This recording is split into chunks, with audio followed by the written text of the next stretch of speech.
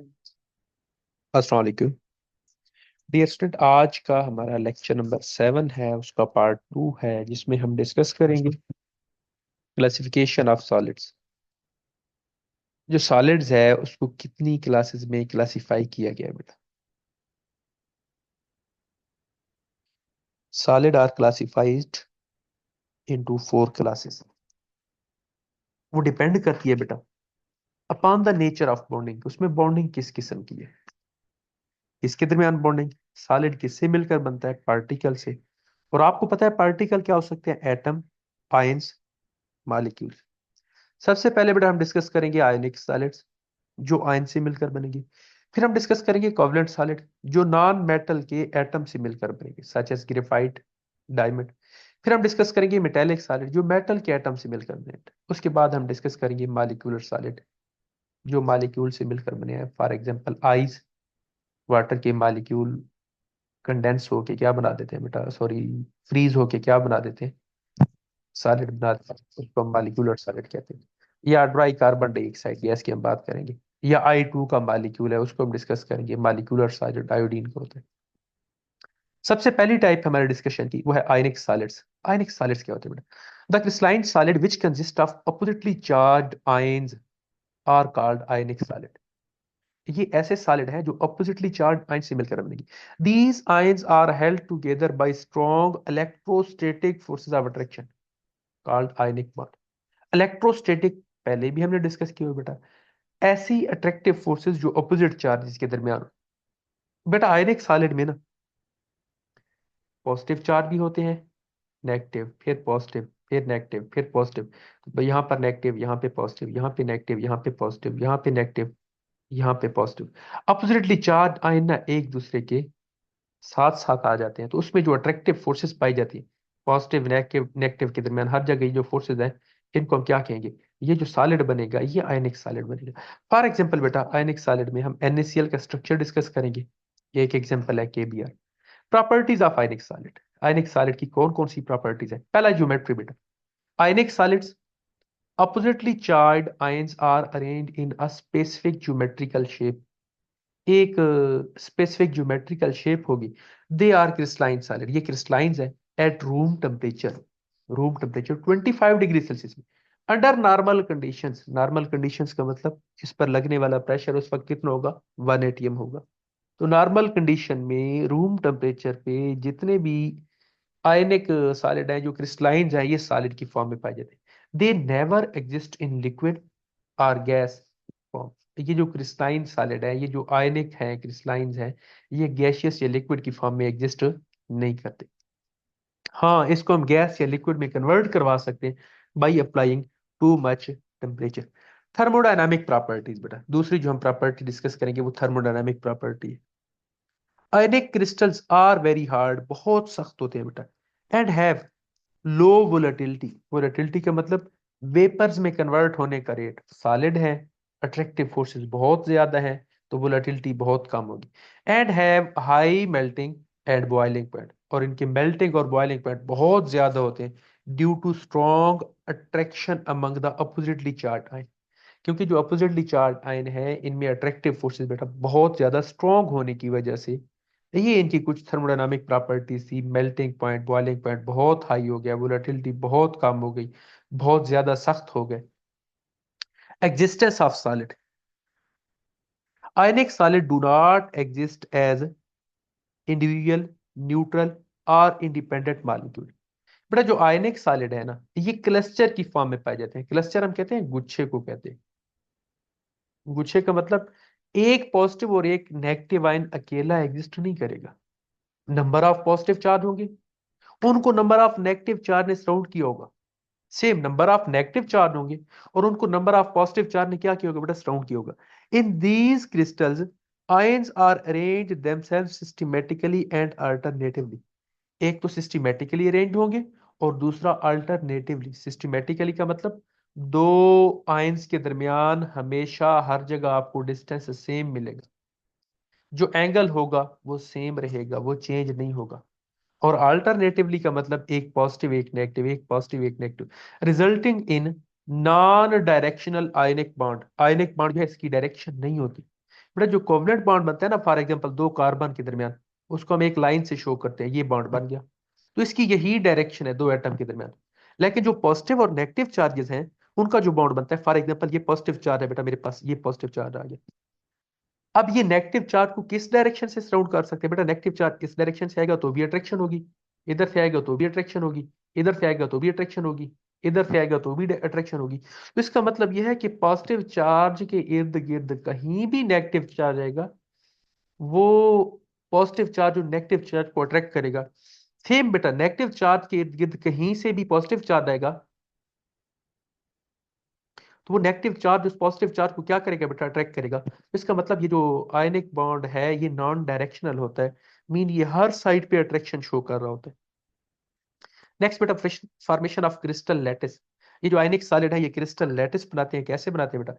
A crystal lattice is developed when ions arrange themself systematically in an alternative manner, जिसको हमने discuss कर लिया। एक तो सिस्टमैटिकली होगी, एक अल्टरनेटिव वे में होगी। The close packing of anion and cation attract each other and these forces are non-directional। ये forces non-directional होती हैं। मीन जिस तरह एक मैग्नेट पड़ा है ना, मैग्नेट, उसके इर्द गिर्द आयरन का पार्ट किसी भी साइड से लेके आएंगे वो आयरन को अट्रैक्ट ही करेगा। वो ये नहीं है कि खास डायरेक्शन में लेके आए तो वो आयरन को अट्रैक्ट करेगा। मैग्नेट का पार्ट आयरन को हमेशा अट्रैक्ट करता है, किसी भी डायरेक्शन से आयरन का पार्ट लेके। सेम एक पॉजिटिव चार्ज जो है वो नेगेटिव चार्ज को हमेशा अट्रैक्ट ही करेगा, किसी भी साइड से नेगेटिव चार्ज आ जाए, या एक वक्त में एक से ज्यादा नेगेटिव चार्ज पॉजिटिव चार्ज को सराउंड कर ले तो वो पॉजिटिव चार्ज उन सारे नेगेटिव चार्ज को इक्वली अट्रैक्ट करेगा। इसको हम नॉन डायरेक्शन कहते हैं। अब ये जो क्रिस्टल्स है ना, ये जो बनता है, इसकी शेप किस पर डिपेंड करती है? इसका जो स्ट्रक्चर है वो किस पर डिपेंड करता है? वो डिपेंड करता है रेडियस रेशो पर। यहाँ पर कुछ डायग्राम में ये जो टेबल है रेडियस रेशो दिखाई गई है बेटा। The structure of ionic crystal depend upon radius ratio of cation and A9. Mean आपने ऊपर केटाइन को रखना होता है, केटाइन का साइज, नीचे रखना है एनाइन का साइज, फिर देखनी है उसकी रेडियस रेशो क्या आ रही है बेटा। अगर रेडियस रेशो लेस देन 0.155 होगी तो जो क्रिस्टल बनेगा उसका स्ट्रक्चर होगा लीनियर। अगर रेडियस रेशियो 0.155 से लेकर 0.225 तक होगी, उस क्रिस्टल का स्ट्रक्चर होगा ट्राइगोनल प्लेनर। अगर रेडियस रेशियो होगी बेटा 0.2252 टू 0.414, उसका स्ट्रक्चर होगा tetrahedral. Radius ratio Aahista Aahista बढ़ती जा रही है बेटा। रेडियस रेशियो अगर होगी 0.414 से लेकर 0.732 तक, उसका ऑक्टाहेड्रल स्ट्रक्चर होगा बेटा। और अगर रेडियस रेशियो होगी 0.732 से लेकर 1 तक, तो हमारे पास बॉडी सेंटर्ड क्यूबिक स्ट्रक्चर होगा। बेटा एक क्वेश्चन भी पूछा जाता है, why NaCl and cesium fluoride CSF have different structure. इन दोनों के डिफरेंट स्ट्रक्चर क्यों होते हैं बेटा? रीजन आपको पता चल गई, इनके रेडियस रेशियो डिफरेंट है। रेडियस रेशियो ऑफ NaCl भी देख ले और रेडियस रेशियो ऑफ CSF भी देख ले। The radius of sodium positive ion, sodium ion का रेडियस जो है 95 पिकोमीटर है, और क्लोराइड आयन का रेडियस है 181 पिकोमीटर। तो रेडियस रेशियो देखिए, ऊपर केटाइन का साइज रखना है, नीचे एनाइन का साइज रखना है। आंसर आ गया 0.525। बेटा 0.525 की अगर मैं बात करूं तो इसका ऑक्टाहेड्रल या क्यूबिक स्ट्रक्चर बनेगा। 0.525 यहाँ पे लाई कर है, मैं इसको ग्रीन मार्कर से सर्कल कर देता हूँ बेटा। ये लाई कर है, ये हो गया बेटा। नेक्स्ट अगर हम radius ratio of caesium fluoride देखें, तो सीजियम जो है केटाइन, उसका जो रेडियस है 169 पिकोमीटर है, जबकि फ्लोराइड उसका रेडियस जो है वो 133 पिकोमीटर है, फ्लोराइड आयन का। तो रेडियस रेशियो की बात करें 169 ऊपर रखें क्योंकि ऊपर हमने केटाइन का रेडियस रखना होता है, नीचे हमें रेडियस ऑफ एनाइन रखना है बेटा। ये रेडियस ऑफ एनाइन आ गया, तो ये आ गया 2.27। बेटा ये 2.27 कहाँ पे बिलोंग कर रहा है? ये थर्ड में बिलोंग कर रहा है, जिसको मैं ऑरेंज कलर से सर्कल कर रहा हूँ बेटा। और ये इसका जो शेप बनेगी, स्ट्रक्चर बनेगा क्रिस्टल्स का, वो टेट्राहेड्रल बनेगा। तो NaCl क्यूबिक फॉर्म में होता है, जबकि CSF टेट्राहेड्रल फॉर्म में होता है। क्वेश्चन ये भी पूछा जाता है बेटा, why NaCl have cubic structure while CSF have tetrahedral structure? Reason क्या है? Radius ratio. The radius ratio has no unit. बेटा रेडियस रेशियो के यूनिट क्यों नहीं होंगे? क्योंकि ऊपर देखिए 95 पिकोमीटर, नीचे देखिए 181 पिकोमीटर, तो दोनों रेडियस है, दोनों की यूनिट सेम है, कैंसिल हो जाएगा। Of same unit in ratio value.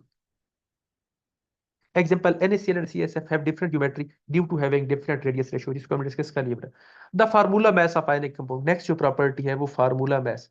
Ionic compound का ना मालिक्यूलर मैस नहीं होता, फार्मूला मैस होता है। रीजन क्या है बेटा? क्योंकि आयनिक कंपाउंड में एक इंडिविजुअल यूनिट एग्जिस्ट ही नहीं करता। आयनिक solid do not exist in form of molecule, therefore they have no molecular mass। Ionic compound के लिए टर्म मॉलिक्यूलर मैस हम यूज नहीं करते। they exist in the form of formula unit which is why they have formula mass। इस वजह से इनका mess क्या होता है बेटा? Formula mass. कभी भी NaCl का मॉलिक्यूलर मैस नहीं कहते, या तो जनरल कह देते हैं मोलर मैस, या हम फार्मूला मैस कहते हैं, जिस तरह हमने मोल वाले टॉपिक में इन डिटेल डिस्कस किया था। नेक्स्ट है बेटा electrical conductance, most important. Why? Ionic solid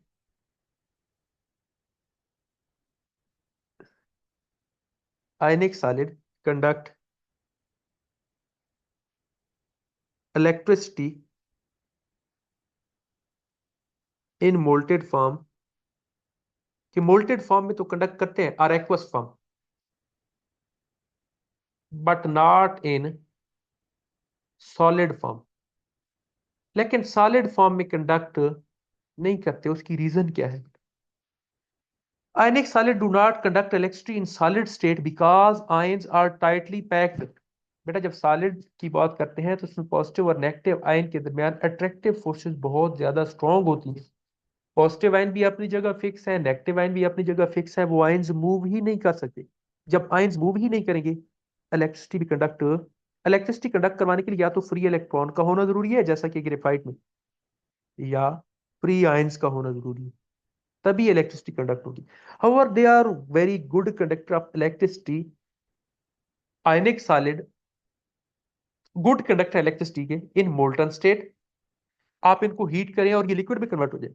are solution form, बेटा प्योर वाटर इलेक्ट्रिसिटी कंडक्ट नहीं करता, प्योर NaCl इलेक्ट्रिसिटी कंडक्ट नहीं करता, लेकिन जब NaCl को वाटर में डिजोल्व करके सोल्यूशन बनाते हैं, वो इलेक्ट्रिसिटी कंडक्ट करता है। उसकी रीजन क्या है बेटा? जब NaCl को वाटर में डिजोल्व करते हैं, सोडियम आयन अलहदा, क्लोराइड आयन अलहदा, फ्री आयंस हो जाते हैं। तो in molted form and in aqueous form, ये जितने भी सॉलिड हैं इसमें क्या होता है बेटा? पॉजिटिव और नेगेटिव आयन फ्री होते हैं। उसमें से इलेक्ट्रिसिटी क्या हो सकती है? कंडक्ट हो सकती है। पॉजिटिव आयन या नेगेटिव आयन उस इलेक्ट्रिसिटी को कंडक्ट करने की एबिलिटी रखते हैं। High density. नेक्स्ट, हमें पता है स्ट्रॉन्ग इलेक्ट्रोस्टैटिक फोर्स होती है, बहुत ज्यादा स्ट्रॉन्ग पैकिंग होती है, तो आयनिक सॉलिड की डेंसिटी भी ज्यादा होगी। Due to close packing of ions, ionic solid have high density. Ionic solid की डेंसिटी बहुत ज्यादा होती है। बेटा सॉल्युबिलिटी की बात करें तो आयनिक सॉलिड आयन से मिलकर बने हैं, तो डेफिनेटली आयंस कौन से सॉल्वेंट में सॉल्युबल होंगे? पोलर सॉल्वेंट में सॉल्युबल होंगे। Ionic solid are soluble in polar solvent like water, but do not dissolve in non polar solvent. Example benzene, carbon tetrachloride, and these reaction are very fast. बेटा ये जो solubility की बात करें तो आयनिक solid सिर्फ और सिर्फ पोलर सॉल्वेंट लाइक वाटर में सॉल्युबल है, क्योंकि इनमें आयंस होते हैं। और जितने भी आयनिक सॉलिड है, सारे तो नहीं है बेटा, सारे आयनिक सॉलिड की मैं बात करूं, सॉल्युबिलिटी डिपेंड करती है कुछ फैक्टर्स पर। मोस्टली हम ये कह सकते हैं, जनरली हम ये कह सकते हैं आयनिक सॉलिड क्या है बेटा? वाटर में सॉल्युबल होते हैं, क्योंकि ये वाटर में ऐड होके किस में कन्वर्ट हो जाते हैं बेटा? आयंस में कन्वर्ट हो जाते हैं। Isomorphism and polymorphism. Iso mean same, morph mean structure, poly mean many, morph mean structure. Isomorphism जिनका स्ट्रक्चर सेम हो, compound different, structure same, isomorphism. Polymorphism क्या होता है बेटा? कंपाउंड एक, स्ट्रक्चर ज्यादा सा, उसको हम पॉलीमॉर्फ कहते हैं बेटा। आइसोमॉर्फिज्म जो है इनकी केमिकल और फिजिकल प्रॉपर्टीज डिफरेंट होती हैं, जबकि पॉलीमॉर्फिज्म में केमिकल प्रॉपर्टीज सेम होती हैं, फिजिकल प्रॉपर्टीज डिफरेंट होती हैं बेटा। तो आइसोमॉर्फिज्म में क्या होता है? Chemical properties same, sorry isomorphism में होता है केमिकल और फिजिकल प्रॉपर्टीज दोनों डिफरेंट, जबकि पॉलीमॉर्फिज्म में केमिकल प्रॉपर्टी सेम और फिजिकल प्रॉपर्टीज डिफरेंट होती है। Properties like isomorphism and polymorphism are also associated with ionic solid. Ionic solid polymorphism भी शो करते हैं और आइसोमॉर्फिज्म भी। लास्ट टाइम हमने डिस्कस किया था, ट्रांजिशन टेम्परेचर भी डिस्कस किया था। ब्रिटलनेस, ब्रिटलनेस का क्या मतलब बेटा? जब भी किसी आयनिक सॉलिड पर फोर्स लगाई जाती है, पहली बात वो टूटते नहीं है, स्ट्रॉन्ग अट्रैक्टिव फोर्सेज होने की वजह से। दूसरी बात, जब बहुत ज्यादा फोर्स लगाई जाए तो अचानक से वो टूट जाते हैं, अचानक से टूटते हैं, एक प्लेन में टूटते हैं, बिल्कुल दोनों साइडें क्लियर हो जाती हैं। क्यों बेटा? Ionic solid tend to brittle because they made up of oppositely charge ion, opposite charge ion से मिलकर बने, arranged in alternate positions. These ions are arranged in layer, ये आयंस क्या होते हैं बेटा? लेयर्स की फॉर्म में अरेंज होते हैं। When oppositely charged ion lying on the top of each other, when external pressure is applied, one layer of ions slide slightly over the other layer along a plane। बड़े ये देखे ना, ये मेरे पास negative ion है बड़े वाले, और छोटे वाले मेरे पास कौन से आयन है बेटा? पॉजिटिव आयन है। बेटा जरा ये देखें, नेगेटिव आयन पॉजिटिव आयन पर है, और पॉजिटिव आयन नेगेटिव आयन के ऊपर है बेटा। तो जैसे ही यहां से मैं फोर्स अप्लाई करूंगा, अगर ये ऊपर वाली दोनों लेयर थोड़ी सी स्लाइड कर गई, तो थोड़ी सी स्लाइड करने पर नेगेटिव आयन बिल्कुल नेगेटिव आयन के ऊपर आ जाएगा, और पॉजिटिव आयन बिल्कुल पॉजिटिव आयन के ऊपर आ जाएगा। पहली बात, ये स्लाइड नहीं करेगी। दूसरी बात, अगर ये स्लाइड कर गई फोर्स अप्लाई करने से, तो फिर इसमें जब एक जैसे चार्जेस, लाइक चार्जेस एक दूसरे के सामने आएंगे, तो वहां पर क्या हो जाएगी बेटा? रिपल्शन हो जाएगी, और रिपल्शन के रिजल्ट में क्या हो जाएगा?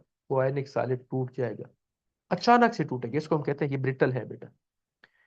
As the same charged ion come in front of each other, the layer repel each other, causing brittleness। उस वजह से वो क्या होते हैं बेटा? ब्रिटल होते हैं।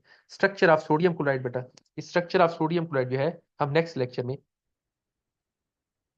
सॉरी, इन डिटेल डिस्कस करेंगे। यहां पर ये बेटा, the structure of ionic crystal depend upon structure and size of ions. Ionic crystal का जो स्ट्रक्चर है वो किस पर डिपेंड करता है बेटा? Structure and size of ions पर डिपेंड करता है। क्या है इनका साइज, क्या है इनका स्ट्रक्चर, क्या है? The structure of sodium chloride is face centred cubic. क्या हो सकता है बेटा? क्यूबिक। बेटा क्यूब जो है ना, वो तीन किस्म के हो सकते हैं। In a cube all the length are equals, all the angle all alpha beta gamma is equal to 90 degree Celsius. ये हम क्रिस्टलाइन सिस्टम में पढ़ेंगे, क्रिस्टलोग्राफिक एलिमेंट जो 7 क्रिस्टल सिस्टम है बेटा। Part of cube, cube is divided into 4 part given in the table. बेटा एक cube के ना 4 पार्ट्स होते हैं। क्या हो सकते हैं? क्यूब के कार्नर होते हैं। एक क्यूब के कितने कार्नर होते हैं बेटा? 8 कार्नर होते हैं। और एक कार्नर कितने यूनिट सेल में सराउंडिंग होता है बेटा? 8 यूनिट सेल का हिस्सा होता है। एक कार्नर जो यूनिट सेल का है, जब 8 यूनिट सेल को कंबाइन करेंगे तो वो एक कार्नर आठों का कॉमन होगा। इसको हम नेक्स्ट लेक्चर में इन डिटेल देखेंगे बेटा। एज, एक एज की मैं बात करूं, तो ये जो क्यूब है उसके कितने एज होते हैं बेटा? 12 एज होते हैं। और एक एज कितने यूनिट सेल कैसे होता है? 4 यूनिट सेल कैसे होता है बेटा? फेस क्या होते हैं? 6 फेस होते हैं। एक क्यूब में 6 फेस होंगे। और एक फेस कितने यूनिट सेल कैसे होगा? जब बहुत ज्यादा सारे यूनिट सेल मिलाएं तो 2 यूनिट सेल का एक फेस कॉमन होगा, सेंटर। एक क्यूब का एक सेंटर होता है, और एक सेंटर कितने यूनिट सेल कैसे होता है? एक ही यूनिट सेल कैसे होता है बेटा? फॉर एग्जाम्पल ना, यहां पर मैं कुछ डिस्कस करता हूं बेटा। ये जो ब्लू वाले दिखाए गए हैं, ये बेटा है कार्नर। कितने कार्नर हो गए? 8 कार्नर हो गए। अब 8 कार्नर के बाद ये जो पॉइंट दिखाया गया ना, किसी भी क्यूब का ये एक सेंटर होता है। बेटा इन 8 कार्नर को देखें ना जरा, इसमें देखें, पहली वाली डायग्राम में देखें, तो मैं कहता हूं कि 8 कार्नर तो क्लियर हो गए। अब इसके एज कितने बनते हैं? क्या वाकई 12 एज बनते हैं? तो मैं एज पे ना गिनती लिखता हूं। मेरे पास ये एक एज हो गया, ये दूसरा एज हो गया, ये तीसरा एज हो गया, ये चौथा एज हो गया। दो कार्नर का जो सेंटर वाला पॉइंट है उसको हम क्या कहते हैं? एज कहते हैं। जहां जहां कार्नर है ना, दो कार्नर का सेंटर, ये मैं ग्रीन कर रहा हूं बेटा, इसको सॉरी मैं येलो कर रहा हूं। ये कार्नर और ये कार्नर, इसका सेंटर यहां पर मैंने 3 लिखा हुआ है। ठीक है। तो मैं कहता हूं ये एक एज ये बनेगा 4, ये 5, ये 6 एज बनेगी, ये 7 एज, ये 8 एज, ये 9, ये 10, ये हो गया 11 एज। बेटा ये 11 एज हो गए। कोई एज रह गया हमारे पास? देख ले जरा, तो टोटल एज 12 होने चाहिए। यहाँ पर हमारे पास अगर मैं एज की बात करूं, तो एक एज कहीं पर रहता है बेटा, 1 2 3, ये सॉरी, ये बेटा 1, ये 2, ये 3, ये 4 हुआ। तो ये 4 नहीं है, ये 5 है, फिर ये 6 है, फिर ये 7 है, फिर ये 8 हो गया, ये 9 हो गया, ये 10 हो गया, ये 11 हो गया और ये हो गया 12, टोटल 12 एज हो गया बेटा। एक क्यूब में 8 कार्नर हो गए और 12 एज हो गए। अब बेटा बात करते हैं फेस की। तो फेस की अगर मैं बात करूं तो मैं आपको बताता हूँ बेटा, एक फेस यहाँ पे होगा, ये येलो के दरमियान जो आ रहा है बेटा, मीन ये जो कार्नर को मिलाए ना, ये कार्नर को मिलाने से ये जो क्रॉस, ये जो पॉइंट बनता है इसको हम फेस कहते हैं। तो इसी तरह अगर मैं फेस की बात करूं तो एक फेस ये हो गया,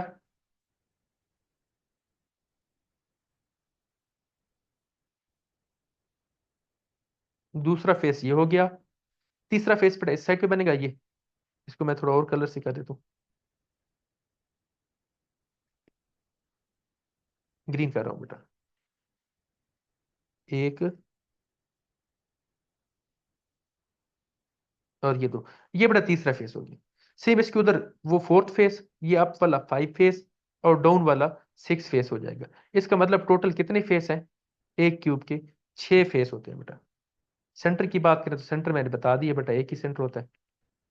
तो ये हमारे पास कुछ क्यूब थे जिसके हमने फेस भी देख लिया, एज भी देख ली और सेंटर भी देख ली।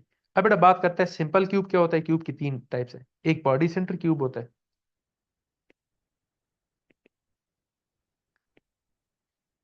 Simple cube. In this cube particle are present at corner only. बेटा पहला क्यूब देखें ना, उसमें पार्टिकल सिर्फ और सिर्फ कार्नर पे है, तो ये जो क्यूब कहलाएगा ये सिंपल क्यूब कहलाएगा। दूसरे वाला देखें जरा, body centre cube. In this cube the same particle are present at the centre of the cube, at centre at the corner of the cube and centre of the cube. बेटा ये देखें ना, particle corner पे भी है और corner के साथ साथ एक पार्टिकल कहाँ पे है बेटा? क्यूब के सेंटर में। इसको हम कहेंगे बॉडी सेंटर्ड क्यूब। तीसरा जो है बेटा हमारे पास वो बनता है फेस सेंटर्ड क्यूब। ये बेटा बना पड़ रहा है face centred cube. In this the same particle are present at corner of the cube at the centre of the cube. बेटा सेंटर ऑफ द फेस इनको कहना चाहिए था, क्यूब नहीं है यहाँ पर फेस। बेटा ये कार्नर पे है, 8 कार्नर हो गए और 6 पार्टिकल कहाँ पे बेटा? 6 फेसेस पे। एक फेस, दो फेस, 3 फेस, 4 फेस, ये 5 फेस हो गया और ये 6 फेस हो गया बेटा। इसको हम क्या कहेंगे? फेस सेंटर्ड क्यूब कहेंगे, कि पार्टिकल कार्नर पे भी होते हैं और फेस के सेंटर में भी होते हैं। फेस सेंटर्ड क्यूब, ये क्यूब की 3 टाइप होती है बेटा। नेक्स्ट लेक्चर में हम डिस्कस करते हैं आगे स्ट्रक्चर ऑफ NaCl बेटा।